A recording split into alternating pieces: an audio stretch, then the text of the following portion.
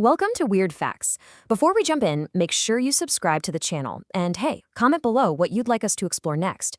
Okay, so when you think of an Egyptian pharaoh, what comes to mind? Probably a golden mask, right? Absolute power.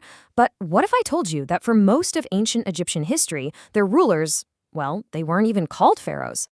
All right, let's dive into the secrets of the pharaohs. Forget everything you've seen in the movies, the all-powerful kings buried in tombs overflowing with treasure. The reality is so much stranger than you can imagine, and it all starts with the very word we use to describe them. Seriously, think about it. When I say pharaoh, you're probably picturing someone like Tutankhamun, this living god on the Nile. The word itself just screams power and authority, doesn't it? Well, that image is only one part of the story, and it's a much more recent part than you'd think. And the reality? Well, it is much, much stranger. This is honestly one of the biggest misconceptions about ancient Egypt. For the vast, vast majority of its history, we're talking thousands of years here, that title we all use to define its rulers, it just didn't exist. So check this out. The word pharaoh actually comes from the Egyptian term per-ah, which means great house. Originally, it just referred to the royal palace, the place where all the government business happened. It would be like calling the president the White House.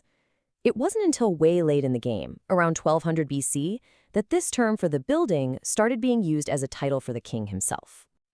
And the strangeness does not stop there. Let's talk about gods, beards, and makeup, the strange reality of royal life.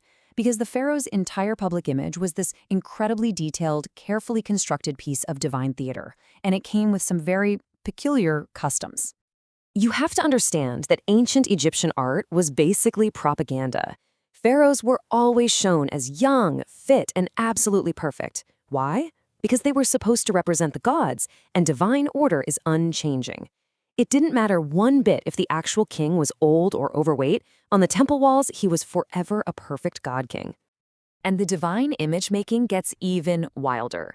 You see that iconic long beard? Totally fake. It was a ceremonial piece they strapped on to look more like the god Osiris. And get this, even powerful female pharaohs like Hatshepsut wore one. And that heavy kohl eyeliner, that wasn't just for looks. They believed it could ward off evil spirits, and it also helped reduce the sun's glare. Every single detail was designed to hammer home one single idea. The pharaoh was the living embodiment of the god Horus. Now, this idea of a carefully built royal image brings us to Egypt's most famous ruler, and straight into a very modern controversy. We're talking about Cleopatra, a queen whose identity has become a kind of battleground for our modern ideas. Let's get into the Cleopatra question.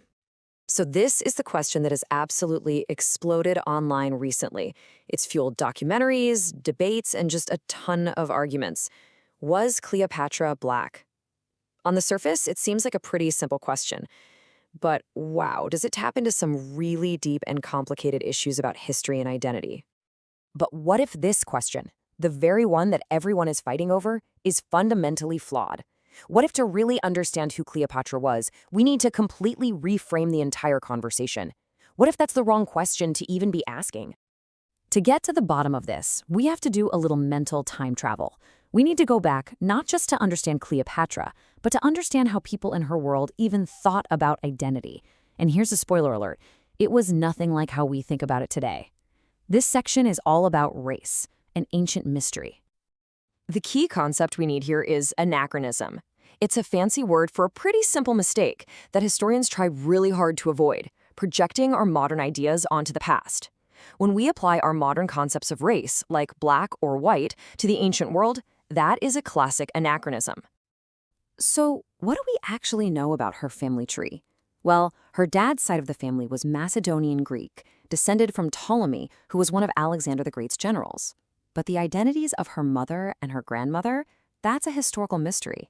They could have been from anywhere in that huge Hellenistic world, and that might have included Egypt. So her heritage was definitely complex and multi-ethnic, but not in a way that our modern labels can really capture. There's a historian on the forum, Ask Historians, who just put it perfectly.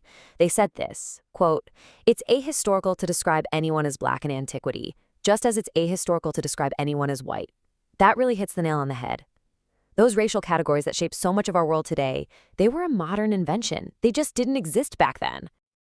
So the Romans, for example, absolutely saw Cleopatra as foreign, but it had nothing to do with her skin tone. To them, she was different because she was Greek, because she was Egyptian, because she spoke different languages and worshipped different gods. Her identity to them was all about her culture and her kingdom, not a racial classification. So why does this debate get so incredibly heated? Well, it's because it touches on a much, much bigger issue. Who gets to own the past? How do we tell our shared human story? Let's talk about how history belongs to everyone. This quote really gets to the heart of the problem. When we start projecting our modern fights onto history, we create this mentality where history is real estate to be carved up and fought over. It turns the past into a territory that has to be conquered, where one group's claim has to erase another's. It becomes this zero-sum game. But that's not what history is for. The real goal is to listen to the past, to try and understand people and societies that were so different from our own. It's about recognizing our shared, complex, and yeah, often messy human story. Which, leaves us with a final, really crucial question. If history isn't a prize to be won, then what is it for? Why should we even bother studying it at all? That's something we're thinking about. Hey, if you enjoyed this and learned something weird, do me a favor and give this video a like. It really helps the channel grow. Thanks for watching.